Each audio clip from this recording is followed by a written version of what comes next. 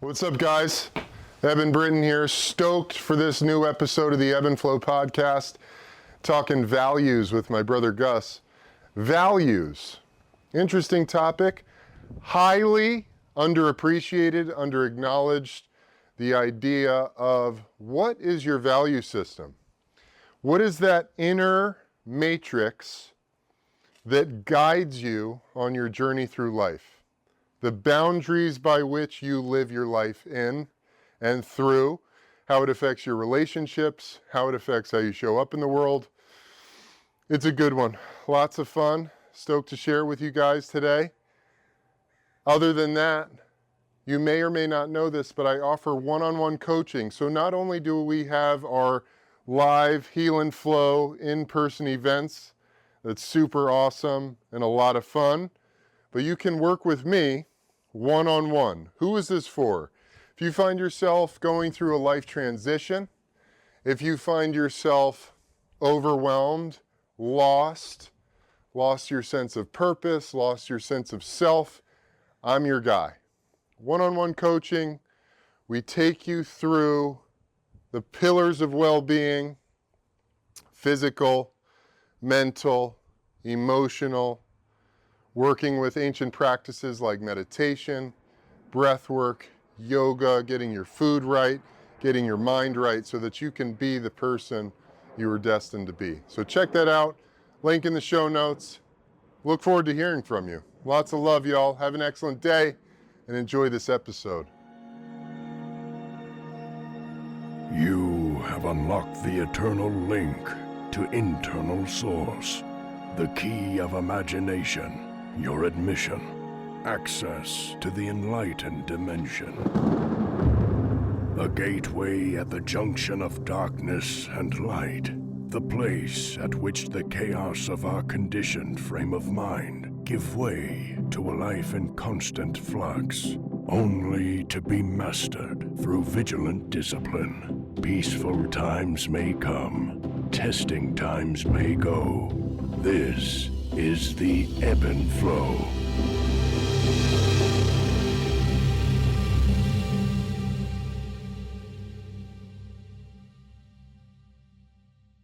What do you think about all this? Are we rolling? Yeah, what do you think about all this news about the government and Congress having hearings on UFOs and extraterrestrials? I mean, what does that mean? Exactly. Dude, it's so, with aliens, what's funny to me is that we think we would even be able to see them. That's First of all. What do you mean by that? Well, it's like we've created this cliche of what an alien is, where it's a flying disc. And then the alien's a big head with the black eyes. Yeah, it's like, Noah, do you want to shut that door? Thank you. Then it's like, oh, the aliens are here, and they just so happen to look like a big-headed thing that flew in on a disc. Right. It's like, what?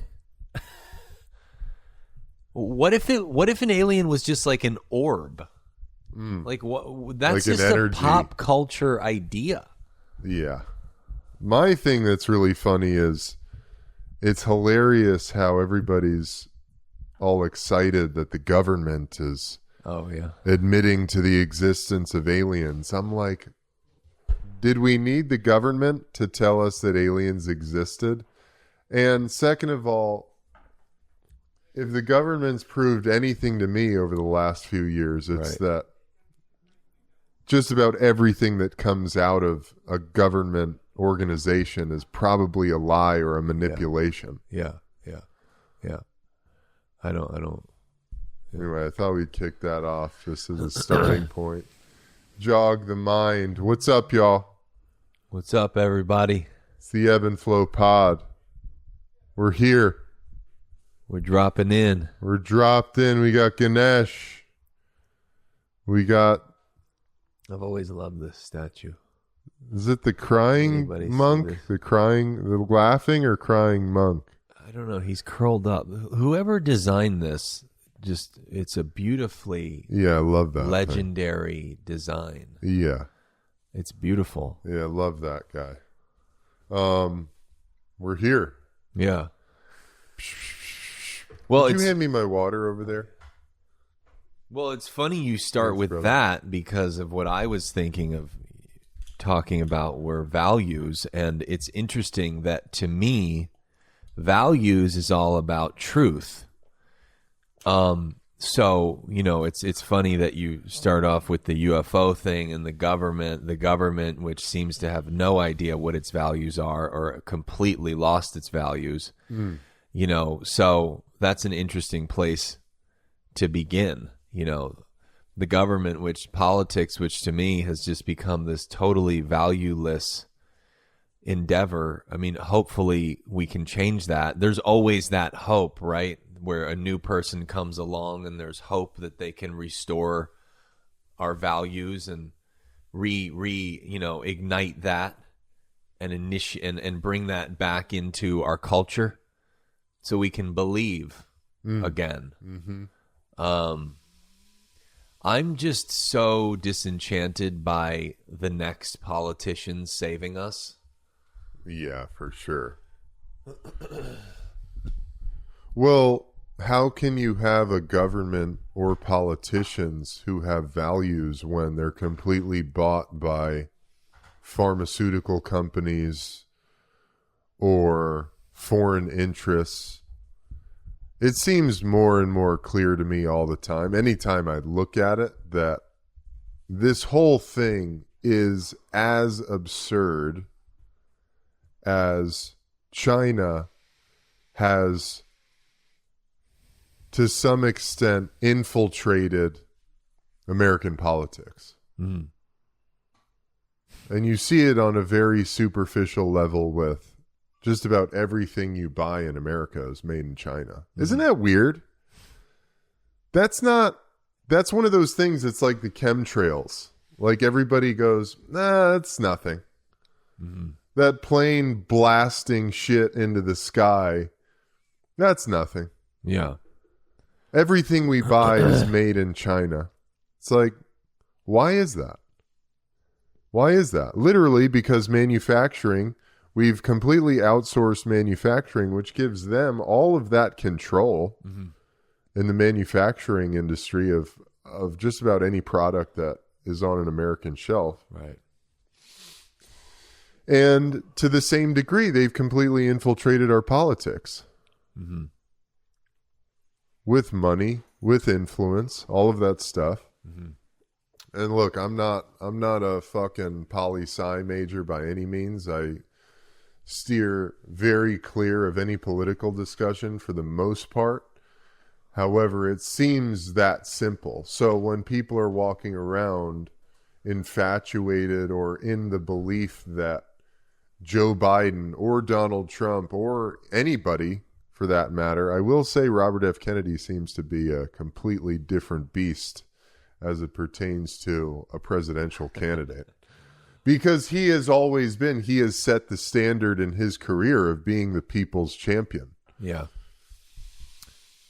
Anyway, talking about values, I think that is an interesting point of that.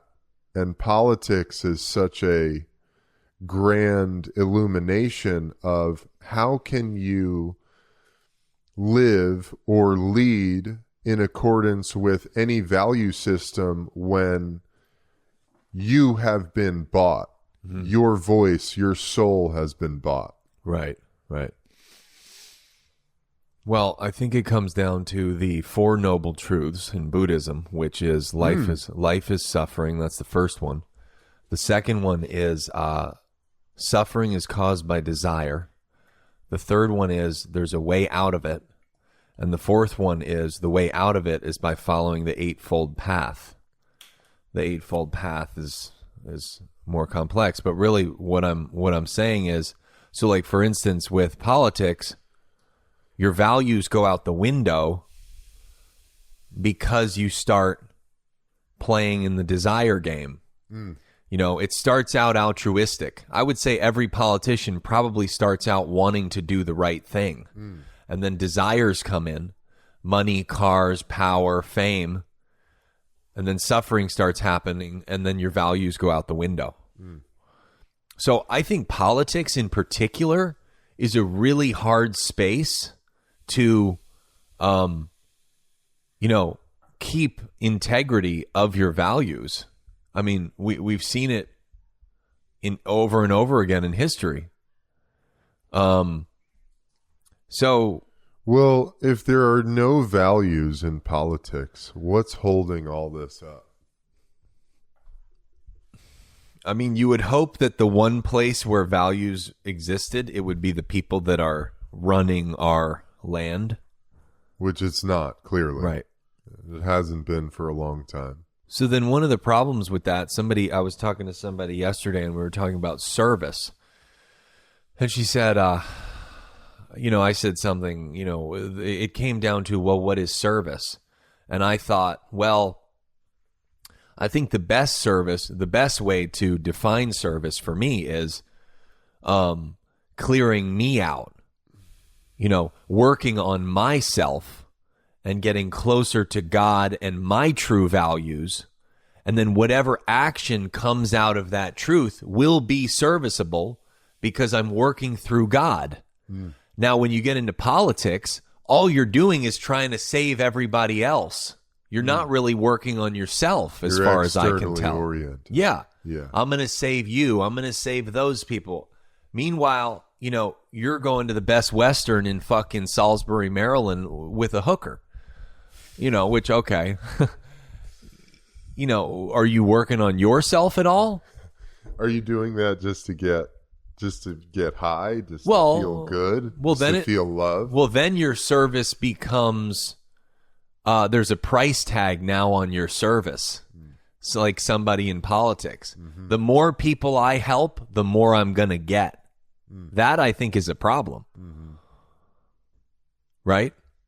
So your altruism now is like bought and paid for. Yeah. Yeah. So, and the road to hell is paved with good intentions.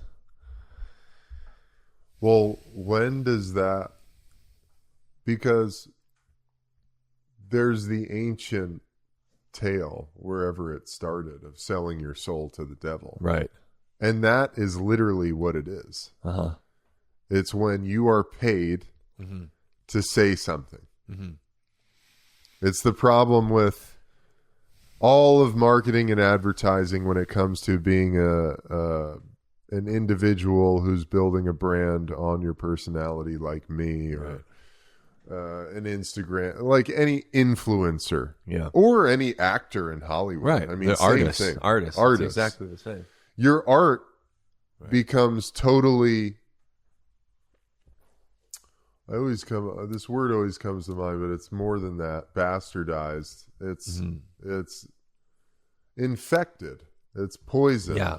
Hijacked. It's hijacked by these external forces that you've shaken hands with and said, yeah, I'll be a good boy and do what you tell me to do, even if it's out of alignment with what I believe at my core. Right.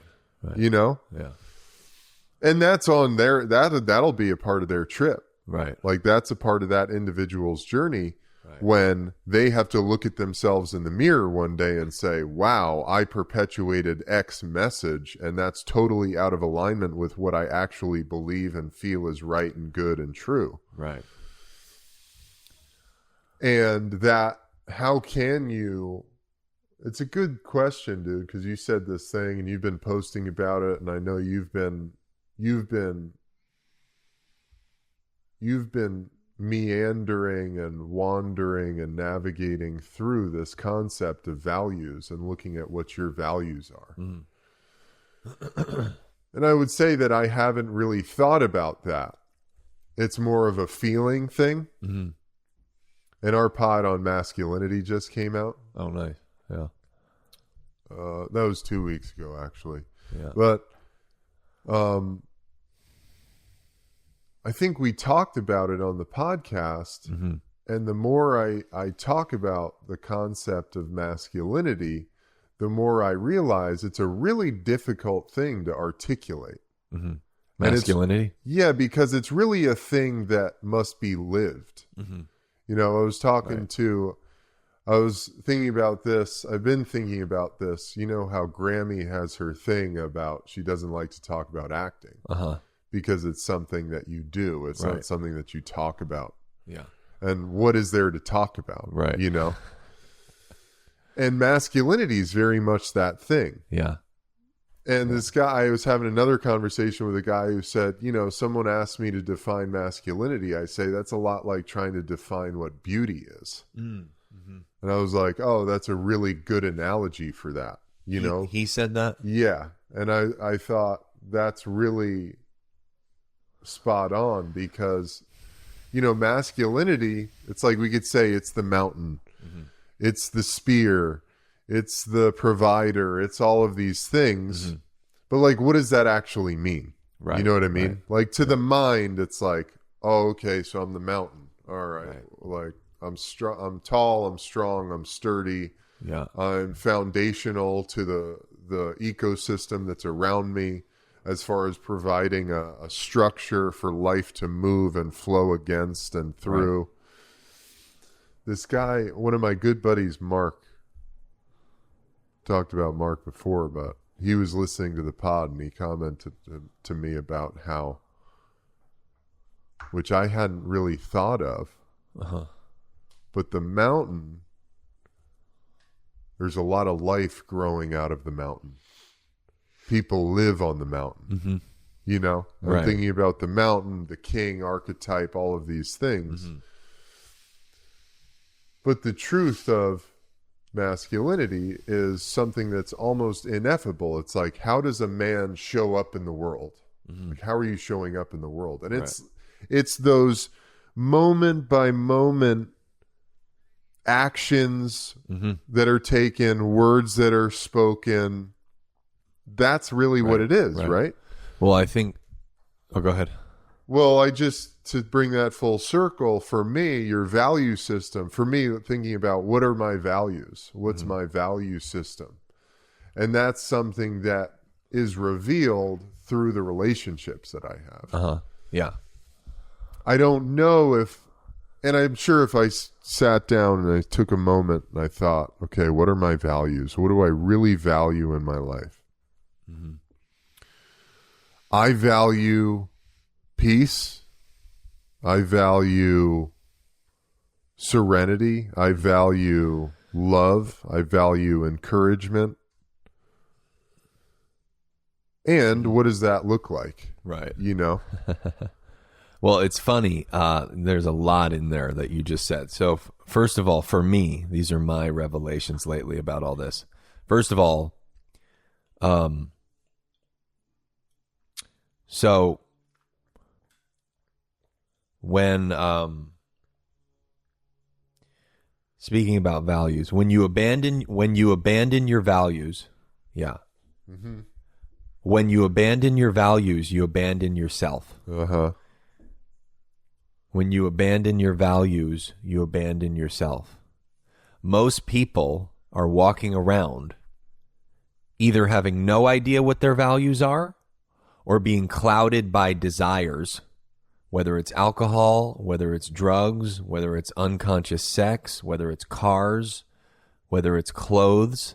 They think those are the things they value. And to our point that we've talked about a lot of enlightenment, where it's stripping away, you get into the enlightenment process and you keep stripping and stripping and stripping things away so you can get to your values, which to me live in your intuition, which is located in your heart. And how you described your values, I feel that every person on earth, because your values are your heart's deepest desires. Every person on earth has the same deepest desires, core values. Love, compassion, empathy, community, trust. We all have the exact same values in our hearts. This is what I believe. That's interesting. It's all the same. It's all the same. We want exactly the same thing. at your core, I'm talking about your core. Yeah. I'm not saying, oh, but I do value the Mercedes. No, that's not your heart's value. Right. I'm talking about your core intuition where God lives, those values. Yeah. So that's very interesting to me. Uh-huh. Because when you strip it away, every spiritual being, every enlightened being, what are they talking? They're all talking about the same values. They're all talking about the same value system. Yeah. And then I think another interesting thing about what you were just saying about actions, love is about actions. Love is not about words. You can tell me you love me, but I need to see your actions. I don't care how many times you tell me you love me, because that just turns into the boy who cried wolf. Okay, you love me, but your actions aren't aligning with your words. So at a certain point, you got to stop the words and you got to start living a certain way. You got to start living your values. Yeah. Which is, like with 12-step programs, the amends is not about saying sorry. It's about a living amends. It's about living the new behavior. Right. If it was about saying sorry, it wouldn't do anything. We wouldn't change. Yeah. We wouldn't integrate the new value system. When we go through the 12-step program, we say you're restructuring your belief system. You're starting to learn what your values are. So I think that's really important. And part of this came up for me because I've been doing this OCD therapy. And there's this modality called ACT, which is acceptance and commitment therapy to help OCD. And one of the big things in that process is recognizing your values. Because when you're living in the OCD paradigm, which I have since I was a child, those values are really skewed. Like, for instance, my OCD lives in self-loathing, self-destructions, I don't deserve anything. Those values don't serve me. So doing the ACT therapy, I've had to really get clear and practice in my brain, in my heart, in my actions. What are the values that can help me move through this thing that has felt really debilitating? So that's where it all came up for me, with the values and looking at it in a new way. Was that word used in the ACT exercises? It's a big aspect of it. So it's like looking at your values. Looking at your values. And what are the values that you've been functioning on? Right. Are those working for you? Are those dysfunctional? Yeah. And then Yeah. reevaluate. Yeah. Right. So that's where a lot of it came up for me with this stuff. No, it's really interesting. I mean, when you brought it up, I think we were in New Hampshire and Mom, when we started talking about how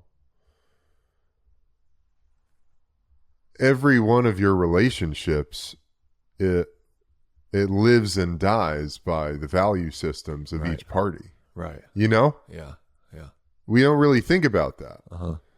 But even thinking about everything I do work-wise now, I do these events, I do the pod, and I do other things. And anytime there's a breakdown in communication,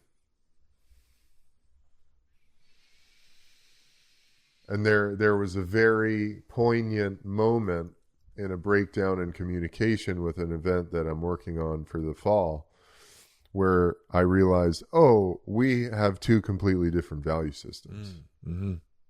Like the event, what we value in the event we want to put on is different. Yeah. Yeah. And that leads to a whole breakdown in communication. Right. And once again, it's this realization of it's not necessarily right or wrong or they're an asshole or anything like that. But it literally comes down to we value different things here. Yeah. And to your point, I want to you brought up relationships. Everything in life is relationships. There's not a person, place, or thing. It's all a relationship to that thing. I have a relationship to this hat. I have a relationship to you. I have a relationship to Los Angeles. I have a relationship to the government. It's all a relationship. But, relationships are the breeding ground or the battleground where we get to practice our values and we get to see and just do. We're in this eternal process in our relationships of, does this work for me? Is this who I want to be? You know, I'm with you, and it's like you're smoking cigarettes all day. I'm like, you know, does it align with my values, like watching you slowly kill yourself that way? You know?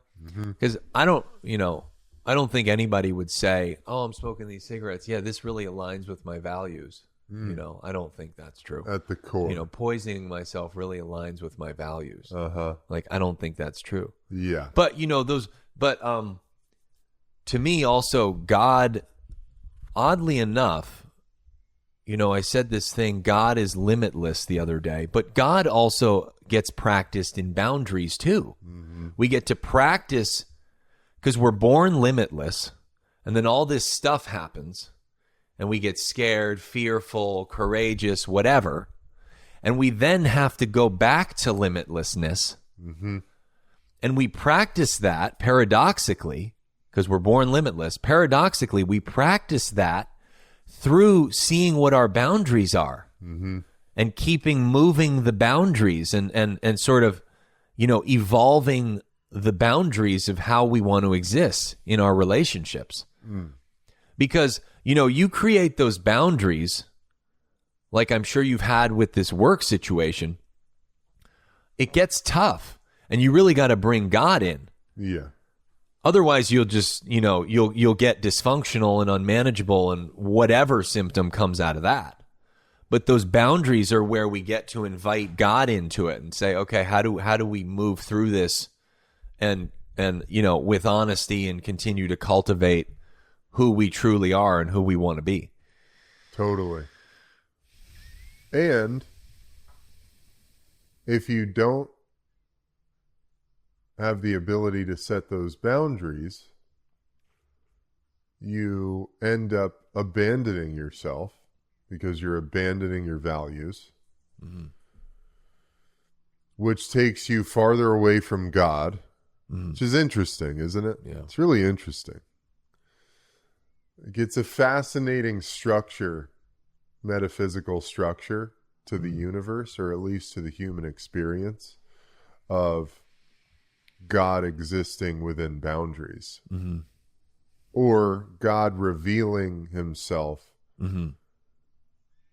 through the existence of boundaries. What is the antithesis of that? It's ego, I suppose, or it's suffering, it's disconnection, it's like when you abandon your values because you're unable to set a boundary in a relationship with somebody. Well, see, thinking about that, you said the suffering, which comes out of desire. If I think about me, I've been in plenty of relationships where I've abandoned my values, and thinking back about it just right now, I was probably abandoning my values because I was going to get something, get something I desired. Yeah. Now, I think when you cultivate awareness, you can pause and go, is this desire worth that? Is it worth abandoning myself to potentially get this desire and then cause more suffering? Probably not. At a certain point, you go, probably not. I'd probably rather not do that event and enjoy myself more, even though, I might make some amount of money or make some connection. But keeping in line with my values feels way better than abandoning myself. Yeah. And when I say self, it's the capital S self that lives in your heart space. Yeah. And once again, this is a really interesting conversation because that Buddhist principle of freeing yourself of all desire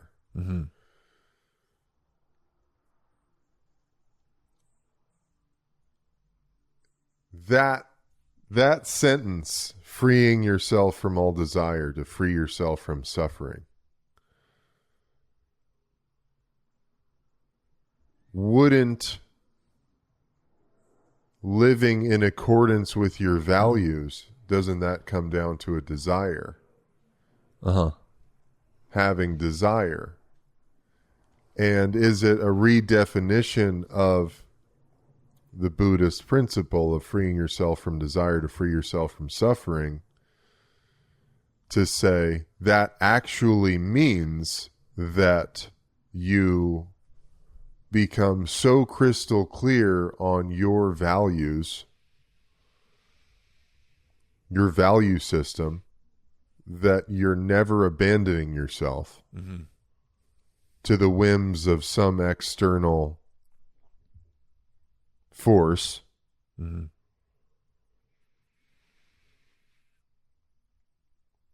Because that's where God lives.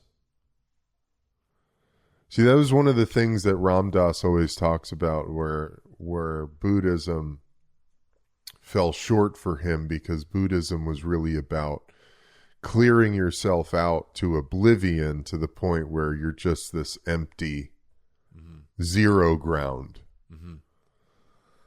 And he took it and added love into it, love and service, from Neem Karoli, basically. Right. He took that idea of clearing yourself out, but then filling the void with love and service, which Buddhism doesn't really talk about, because the love part is yet another desire. It's yet another attachment. Right. You know what I'm saying?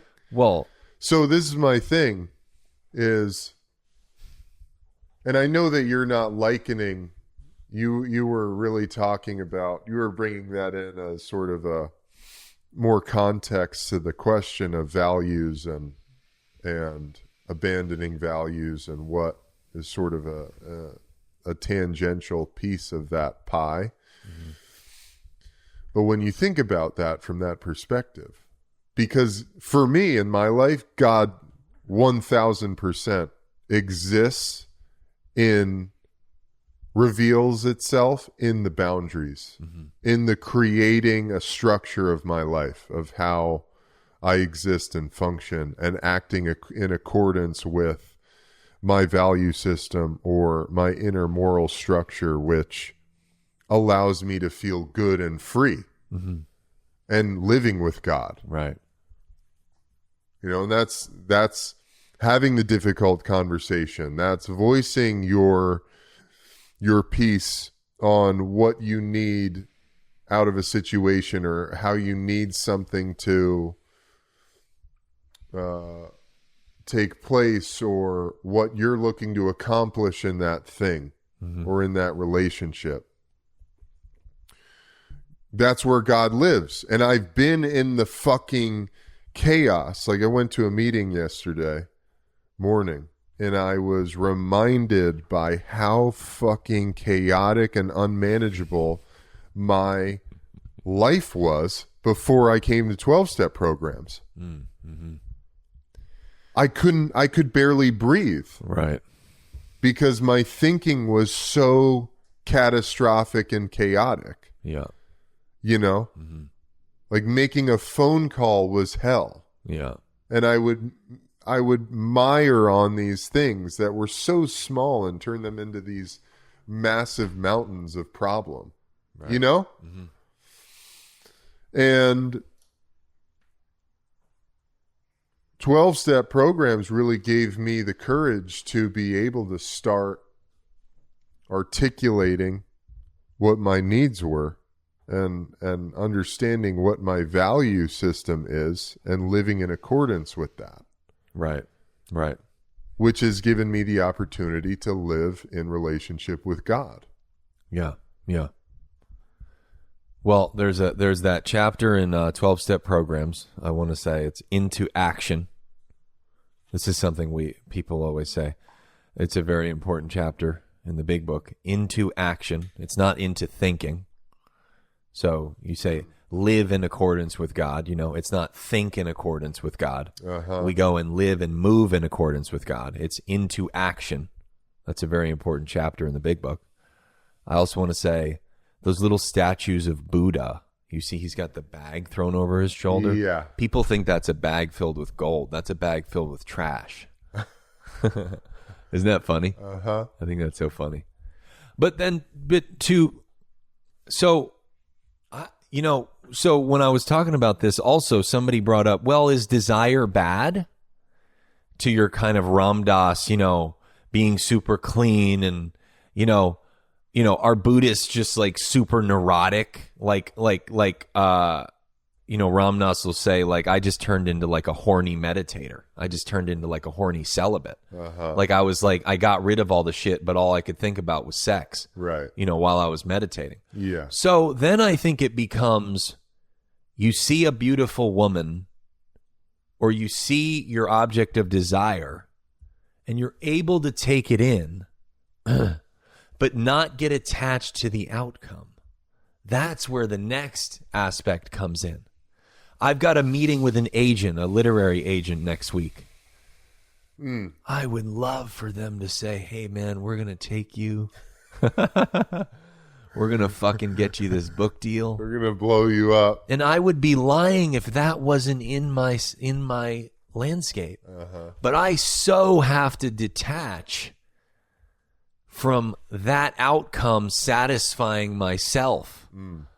That's, I think, where the suffering comes in.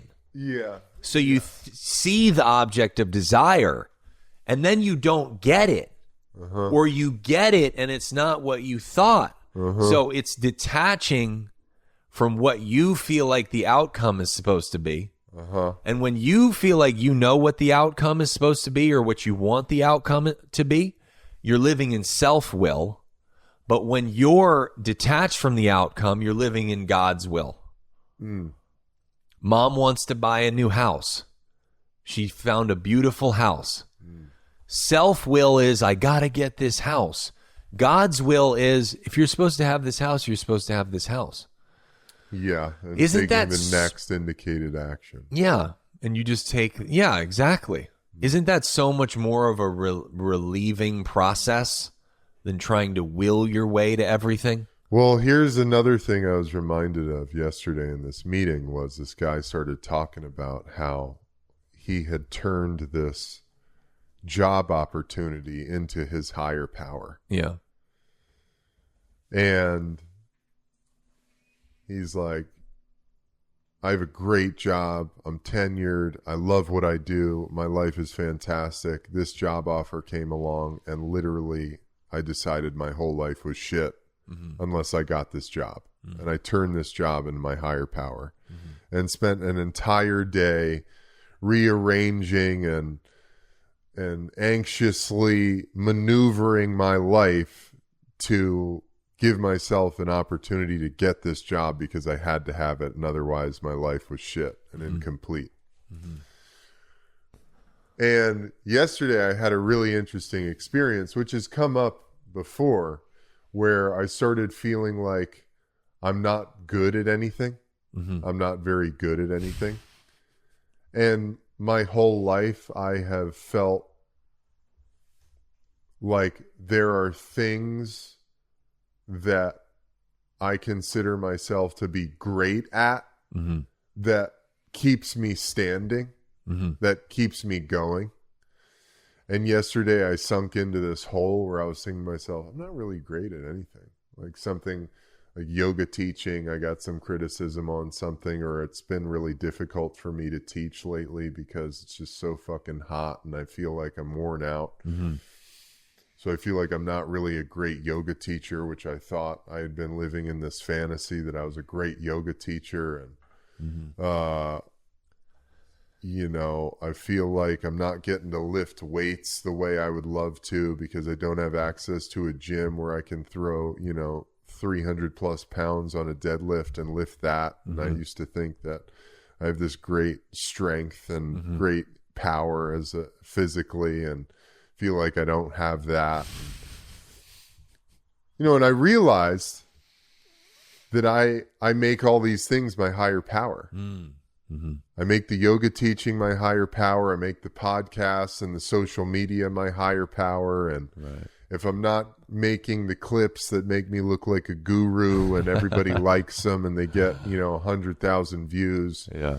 I'm not doing it. I'm not great at that. And then it's like, what am I even doing here? Fucking, And I realized it was so clear this morning. I just thought, oh man, I made all this stuff my higher power. And then I got to reconnect to my value system, to my actual higher power, which is, Eb, you're doing a great job just showing up here today. Right. Just waking up today. We're doing a great job. Yeah. And what does my value system actually say? I'm cultivating a life of more love and more peace. And that's what really matters to me. Like having connected relationships with people and doing purposeful work. I'm still doing all that.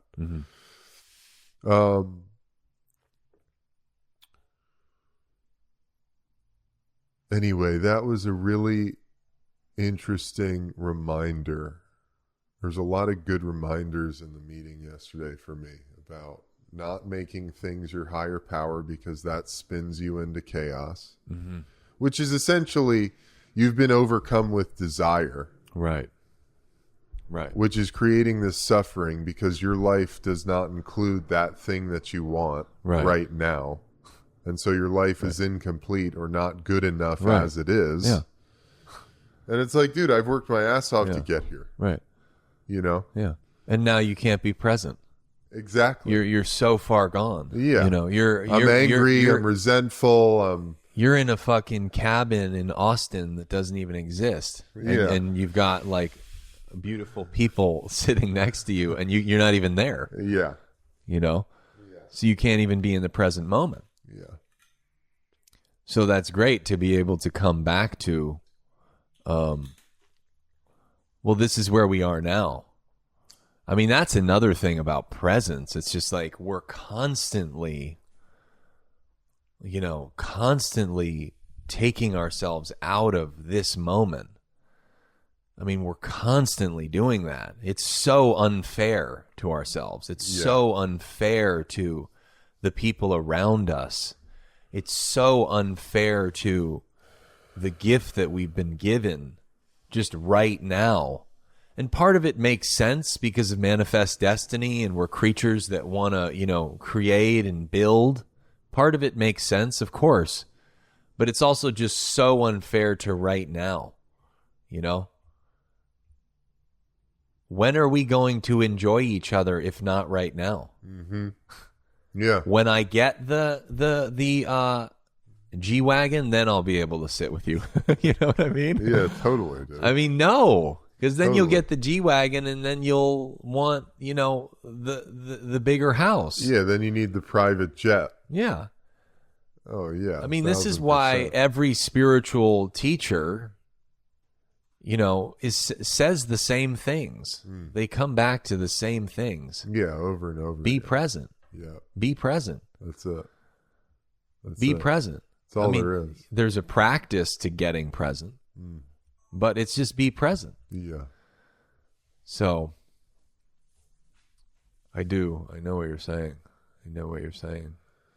Well, I want to come back. This concept of God revealing himself in the boundaries, in the structure, is really interesting to me because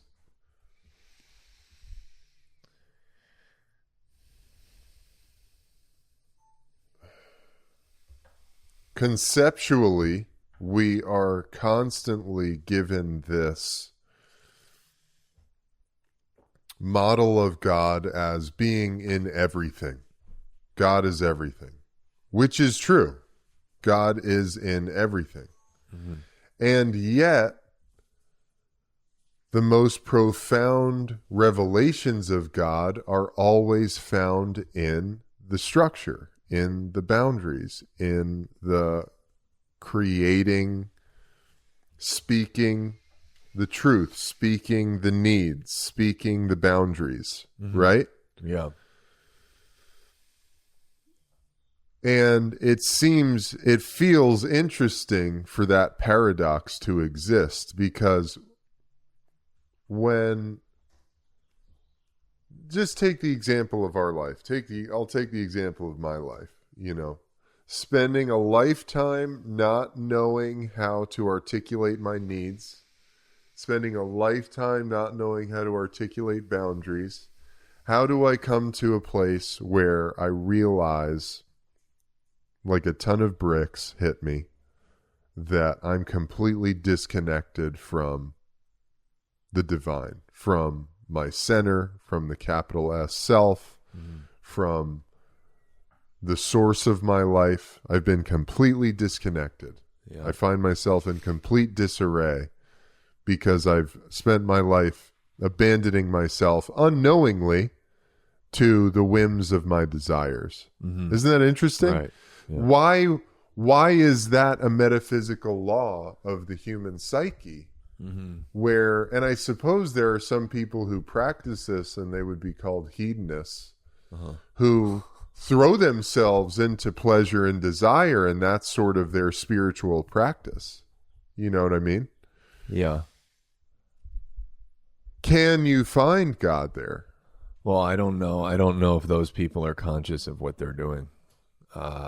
Because I think eventually, like I said, we all have the same core heart-centered desires, heart-centered values.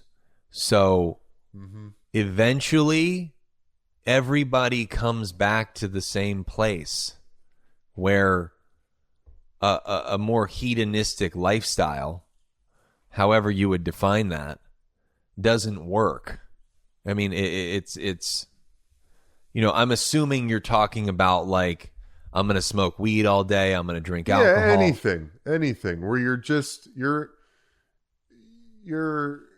there are no boundaries in your life. Yeah, you'll get sick. I mean, it doesn't work. I don't think it works. It runs dry. That well of satisfying yourself in that way runs dry. And I said this on our last podcast. I believe now that every single person, I guess call it soul, every single soul also, but I do believe the soul is already enlightened, but every person is on this earth to reach at enlightenment and full self-realization at one point or another. Whether you're completely far away from it, and I say the word God and you bristle and you're completely allergic to the word God, we're all on different chronologies or trajectories of our self-realization. And I'm curious what you have to say about this. This is one of the deep mysteries for me. Why would God put all of these different people on earth at different levels of awareness? Like, that's really strange to me. Like, why aren't we all at the same level of awareness? Right. How there's one guy who's drinking Fanta and watching porn all day, and then there's another guy who's gotten really into his spiritual practice and worships God and now sees it all. Like, how did that happen where there's a monk who just sits and meditates and chants all day long. Yeah. Up in the mountains of the Himalayas in a temple somewhere. Right. But I think there is a clear delineation of consciousness and awareness. It's not the dude that's drinking Fanta and watching porn all day is not as conscious as the guy that's reading Ram Dass. Like, because you can't hear that language if you're not conscious or not elevated in some way. So to me, the guy that's drinking Fanta and watching porn all day, he's living in his root chakra. He's living in his desire chakra. He hasn't even gone up anywhere yet. But isn't that a strange mystery that we're all on these different wavelengths? Well, this is then the thing of God is in everything. Yeah. And I've had this thought, this sense come up many times of looking at the scope of human consciousness from A to Z, from the guy drinking Fanta, watching porn, to the monk who meditates and chants in the temple 20 hours a day. And there is a human being on every increment of that spectrum all the way up. You know what I mean? Right. Someone is holding that point. And that is, and within us, within each individual, is that entire spectrum. That's really interesting. Right. And yet, there is a physical manifestation of that point on the spectrum of consciousness across the planet. Every single person is holding a point on that spectrum. And I mean, fuck. I've been the guy who's drinking Fanta and watching the porn. Right. You know? Yeah, me too.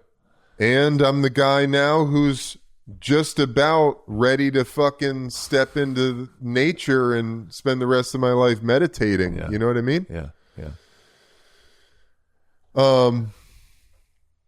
That's a really, and to me it's a revelation of God, the grand scope of God. Like, God is the devil, Lucifer, and Jesus Christ. Right.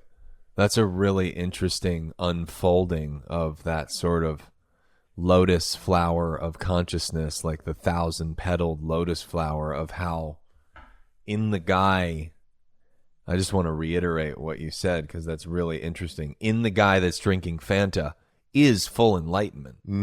In the guy that's enlightened is the guy that's drinking Fanta. Yeah. I mean, that's a very interesting. But the thing is, what I think is interesting about the trajectory, the guy that's enlightened, so to speak, which we could, maybe, whatever that maybe, means. yeah, maybe there's 5 people on the planet that have reached full enlightenment in the history of the world.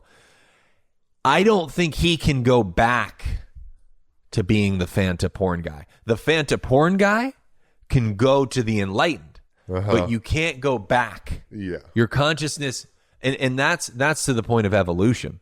Everything is evolution. Yeah. You can't devolve. You can willingly say, hey, let me check out porn. How does this Fanta taste?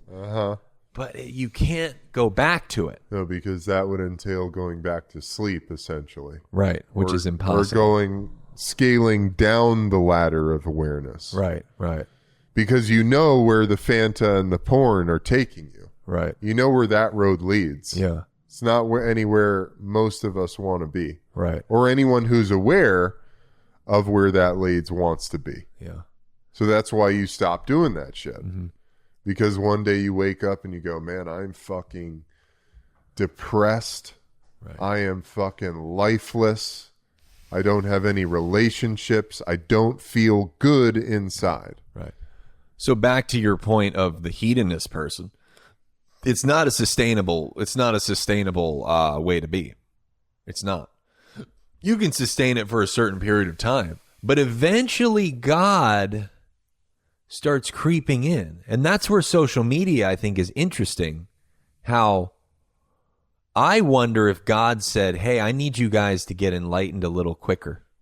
So I think so. I'm going to create this social media thing where you can now hear all the information. Because it used to be, if you lived in a place where there was no library, you didn't know anything about enlightenment, consciousness. Maybe you were, ignorance is bliss at some point. But, it's, somebody said to me the other day, I feel like God is telling me to stop smoking weed. And I just said, yeah, probably. You've probably smoked enough. And then they asked me, do you think I should stop smoking weed? And I said, no. You'll know. Yeah. You'll know. Yeah. God will be so right here. Yeah. That you'll take one puff and you'll go, oh, I can't, there's nothing here. Can't do there's this. no information here left. Yeah. It's given me all the information I need it to give me. Yeah. So God has a magical, very light touch of introducing its way into our lives. And then in the 12 steps, it talks about the spiritual awakening. There's supposedly the snap variety, that, say, Ramana Maharshi had, which I don't know if I particularly believe in, where you lay down and suddenly you're enlightened. Or there's the William James who wrote that book, Varieties of Religious Experience, his variety, which is educational. He believed in an educational variety where you're getting all the information and, over time you're becoming self-realized. Right. Well, that's the thing. What is the trajectory of self-realization? Or what is the timeline by which someone becomes totally realized?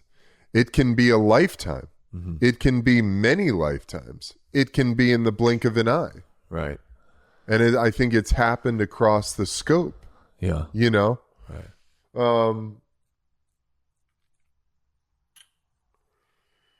And that's another one of those fascinating things, like you were saying, about in the totally enlightened being, there's the guy drinking Fanta and watching porn, and in the guy watching porn and drinking Fanta, there's the totally enlightened being. Mm-hmm. And what is the distance between the two? Mm-hmm. There can be no distance, or there can be light years between those two people. Right. Right. Well, it's like Ram Dass used that great analogy of the mountain. It's 10 miles tall, 10 miles wide, and the amount of time it takes to get fully realized is a bird flies over it with a silk scarf, and it wipes the silk scarf over the top of it, and the amount of time it takes to get realized is how long it would take. It wipes the silk scarf over the mountain once a year. To wear down. I think it's even less than that. Yeah, he says like once every 1,000 years. To wear that down. To wear down the mountain. I think social media, since we're going on this premise that God is everything, social media has given us the opportunity to become realized faster. Well, faster. Social media is this interesting thing. It's almost as if we've gotten the opportunity to watch film of life. Yeah. Right. Like as an athlete, you watch film of your practices and you develop yourself as an athlete, watching yourself on film and watching other guys on film. Mm-hmm. Like, what's the difference between taking this step and taking this step? Yeah. How does that change the block as an offensive lineman? Right. The 6-inch difference between one step and another can literally change whether or not this block was successful or not. And so with social media, we have this really weird, and I think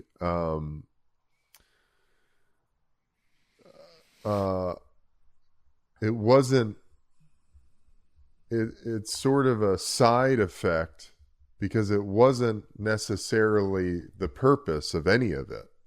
But we've had this opportunity of, through social media, getting to go watching film of life happening in real time and going, oh, how does that look? How does that resonate with my inner value system? Right. With my inner structure? Right. Does that feel right? Does that feel good? Or does that really seem grotesque and out of alignment? Yeah. Yeah. I totally agree. I mean, I think that we've talked about this many times, but these younger generations who have grown up with nothing but the internet and social media, are they totally damned, or have they been blessed with this expedited self-realization trip? Because they've had the opportunity to see it from the time they were, could speak. Right. And I think there is a lot of that. I think there are a lot of young people who are highly aware and spiritually developed in a way that we haven't really totally seen the results of yet. Right. But I think it's a good thing overall. Yeah. Well, I mean, to that point, it makes me think about, I've heard people in 12-step programs, like old timers, say there never used to be young people in here. Like there was never like this many people 30 and under or whatever. You know? It used to be like 40s, 50s, 60s. Like it was never 20-year-olds in 12-step AA meetings. meetings. Yeah, or Al-Anon. Or whatever. Al-Anon, yeah. So, yeah.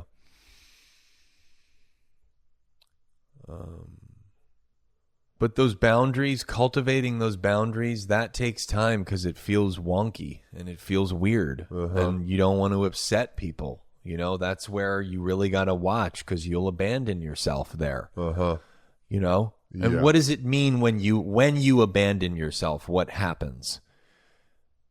That's where the unmanageability can happen. You know? Well, that's what I was going to say. Where you need to go smoke a joint, or you need to go have a drink, or you need to go find a body, or less of a physical thing, you just get into shame. I love that shame acronym, should have already mastered everything. So those are really Well, when you decide to change or evolve is when you come to that place of, oh, my life has become totally unmanageable. You know? right. Like, when does the Fanta porn guy decide to change? Yeah. When he realizes that his life has become totally unmanageable. And that can look like a fucking car wreck. Yeah. It feels like a car wreck for sure when right. you're in that state. Yeah. Because all of a sudden one day it's like the train cars just come colliding into one another and the train fucking comes off the tracks. Right. Or like 12-step programs, the bottom happens, which is the train coming Same off the thing. tracks. Yeah. So, which is where life starts to get honest. I think that's a big thing with not abandoning yourself. You're compelled and forced to be fully honest. Yeah. You know? Yeah. And this is one thing I wanted to say. I'm curious what you think about this. I'm really interested in being around people, unless I'm sort of seeing you kind of fleetingly for something. Like, the people that are really close to me are the people that I can be fully honest with. Because if I can't be honest with you, there's no point. If we don't have a baseline of really pure honesty, there's no point. There's no relationship. There's no growth. You know? Yeah. There's no foundation of values. If we're bullshitting each other, I don't really care. I also don't feel safe with you. Because then I can't be fully intimate and messy and imperfect. You know, even though we're all perfect, I think. But, you know, that's a real thing for me. You know, and that's when I'm around somebody who I feel like is not only abandoning their values, but doesn't align with what my values are.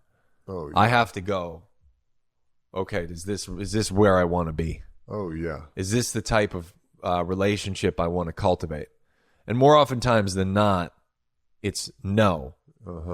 You know, Oh, yeah. Some of them are trickier than others because you're kind of like, back to that You're potential attached. conversation we had, which we could do another podcast on. But, you know, you see the potential. You're attached in various ways. You Yeah. think there's something there in the relationship. They're exciting. They're attractive. They have something to offer professionally. So you circumnavigate that instinct of, this person's not in alignment with my values. Right. You know? And that circumnavigate's funny because you kind of like can see yourself like walking around. You're like, hey, man, to your values, you know, like, hey, just stay over there for a sec. I'm going to go see if this is, Yeah. you know? Yeah. And what I always find is someone who is living in another paradigm of value, it always feels like there's this interesting repulsion, like a magnet. Yes. You know, it's like, Yeah. and I've had those where I keep coming back to that well. I keep coming back to that person thinking there's something there, or needing to validate myself through that relationship, or thinking that I can get something here, there's something here for me. Meanwhile, abandoning this inner sense of this person and I actually don't really align on how we live or what we're interested in or what our values are. Right. Yeah. It's definitely taken me a while to see that. And I've had a handful of relationships where where all of a sudden there's that clarity of, oh, we're totally interested in different things. Yeah. You know? Yeah. Friendships, romantic relationships, or it's like, oh, we're actually just like completely different in what we're interested in accomplishing here and what our value system is. Yeah.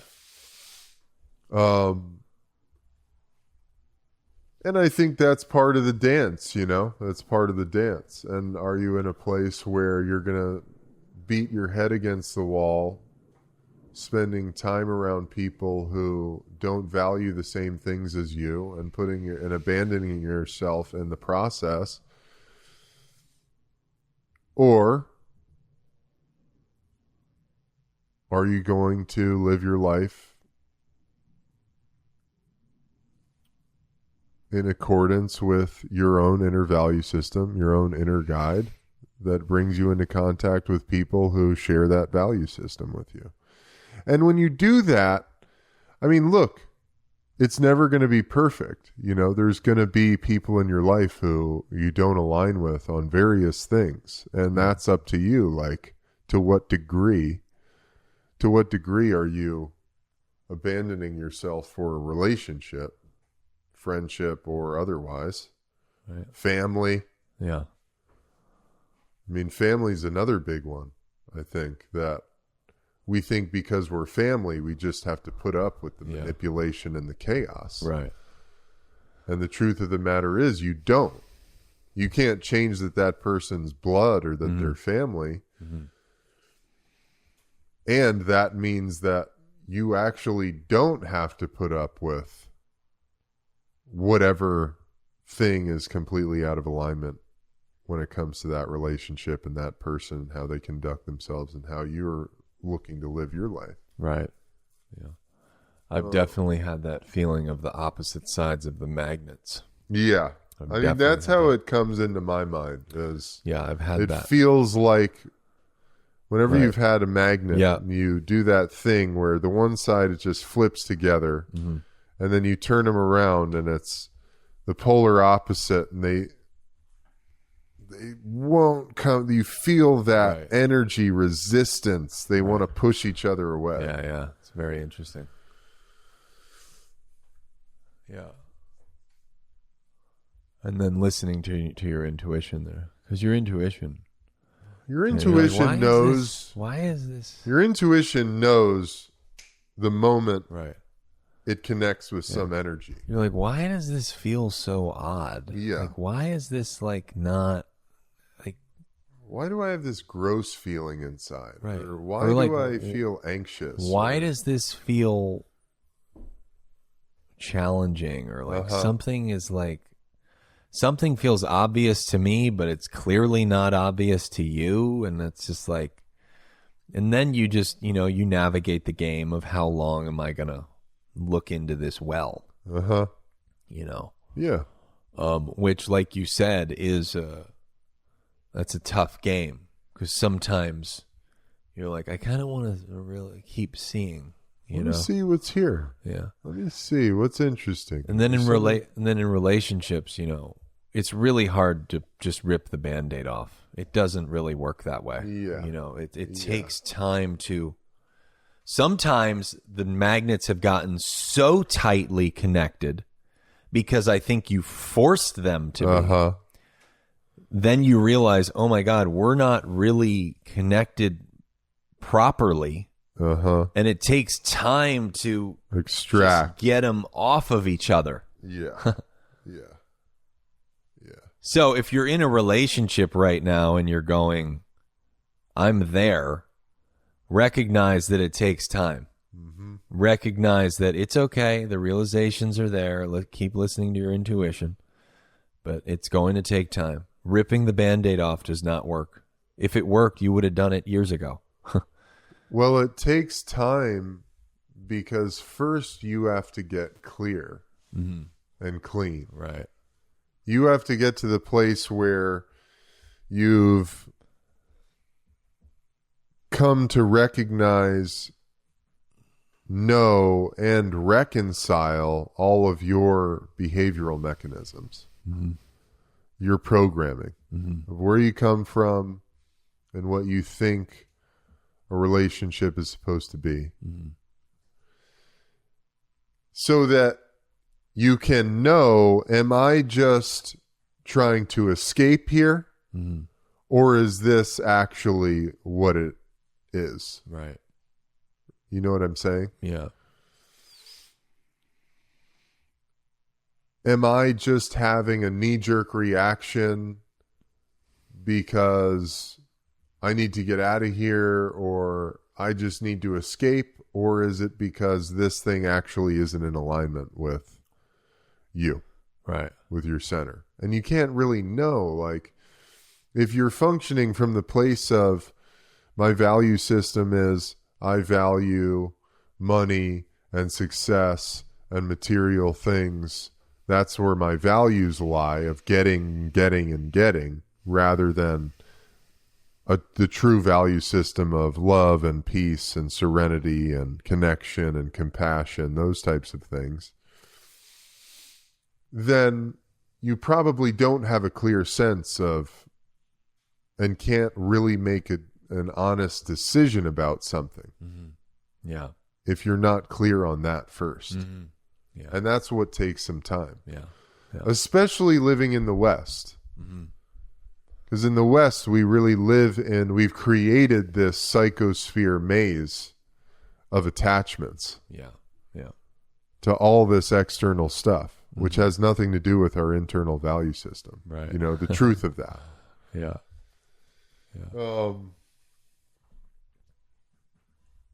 Sweet, dude. Love it, brother. Love it, dude. Values. That was great. It was fun. Great topic. Hit us up, everybody. Let us know what you feel like your values are, what you think. Yeah, I don't know. I'd be curious. I don't know where you're going to hit us up. Hit us up on Instagram. Yeah, on Instagram. Yeah, everybody. Just think about it. Like, what is your value system? Take a moment. I mean, what does that look like for you? What are you actually interested in? What are the relationships in your life look like? What's your relationship with yourself like? These are all important questions as we move forward. Yeah. And then check us out on Higher Power Workshop. I just dropped a new shirt. I just ordered it. I didn't send it to you yet. It's a photo of Osho with the photo I sent you. Oh, dope, bro. We might have to take that down, but we'll see. Fuck it, dude. Check Wait that until shirt we get out. the cease and desist. Yeah, that's a fun one. Dope. Yeah. Oh, I need that. I got an XL, so you can wear it. And then we're on Amazon. Our books are on Amazon. Books on Amazon. Life Worth All Dying of them. For, How to Kill a White Man, Eben Flow. Yeah. And I'm on Substack, realitynow.substack. We're working on another book. Yep. Brotherly Wisdom. That'll be out maybe sometime in the fall. Yeah. Be a good Christmas gift. Yeah, that'll be fun. All right, y'all. Namaste. Namaste. Yeah, namaste, peeps. Love y'all. See y'all on the flip. Peace.